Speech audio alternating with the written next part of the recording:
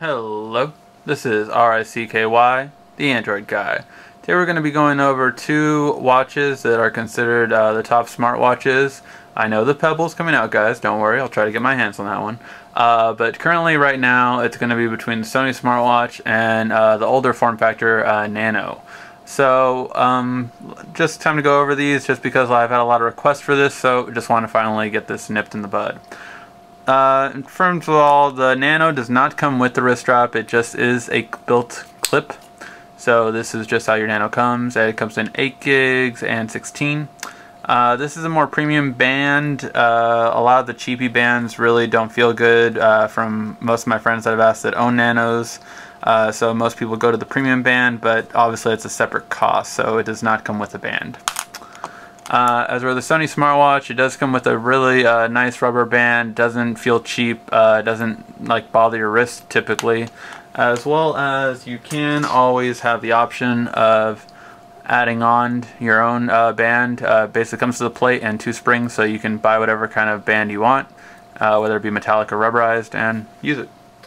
So nice for that purpose. In terms of screens, Sony is first of all going to have advantages simply because it's newer. But in terms of screens, you're looking at a TIFF LCD screen versus a OLED screen. Both of them measure in at 1.5, so same kind of screen size.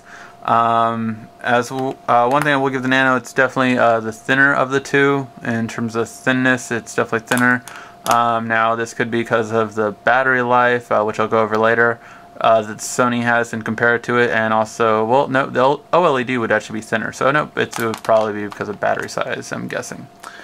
Now, in terms of features, the Nano is a standalone device, meaning that it does not need any other device to work.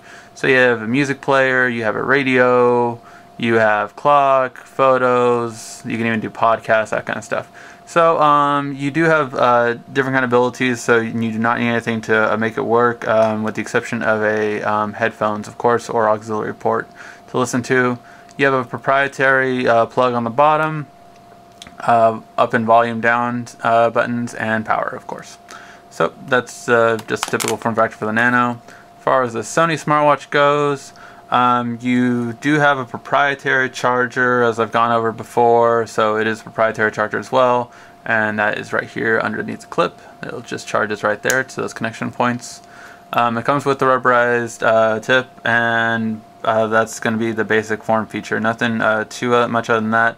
In terms of, this is not a standalone device, so it does need your phone to do that refresh. So it does not work on its own, so very important thing to note, it couldn't even get the time for very long on its own. If I zoom out, basically, this is the normal time. However, if I turn my Bluetooth off of my phone, it tells me, look, I'm unpaired. I can turn it off, and then it won't try to pair, and it'll still keep the time. Important thing to note, as it goes on, that time will still remain. However, as soon as you try to pair, it'll realize it's not paired to anything, and then it can't tell the time. So yeah, it'll be all zeros. So it is not a standalone device. You do need a smartphone with Bluetooth in order to operate it.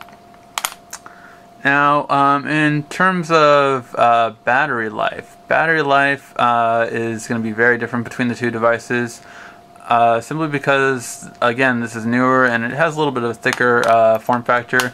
The Nano doesn't last a full day on typical use, from what most of my friends have told me, and from my experience with it. It typically will last less than a day.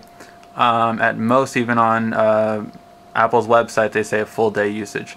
So not the best when it comes to battery life. Some people even say it only lasts about 4 hours, depending on how old and how long you've had it. In terms of the Sony Smartwatch, in my typical use, I've lasted about 5 days. 4, the battery life starts getting pretty low, so I'd recommend charging it after 4, but I've lasted 5 days with just typical usage, nothing overbearing or too much. I would never see running lower than 3 days, though, after using it constantly. I mean, I get updates on it at least every hour, so definitely I just don't see any kind of poor battery life when it comes to this. Now, in terms of price point, the Nano, without a wrist strap, comes in at $119 for 8 gig or $139 for a 16 gig.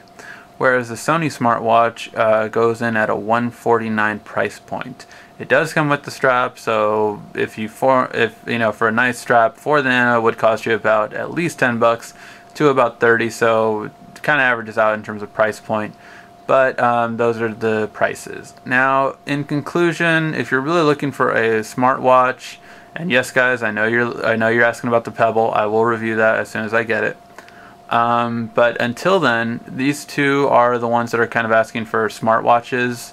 And really, if you're looking for a smartwatch, the Sony Smartwatch would be the better one, simply because the Nano, although it does have kind of a smartwatch look, and it was kind of the original smartwatch, it's kind of like the pager versus the cell phone. The pager was good for its time, but it's definitely evolved, and now you can do more with this in terms of a smartwatch.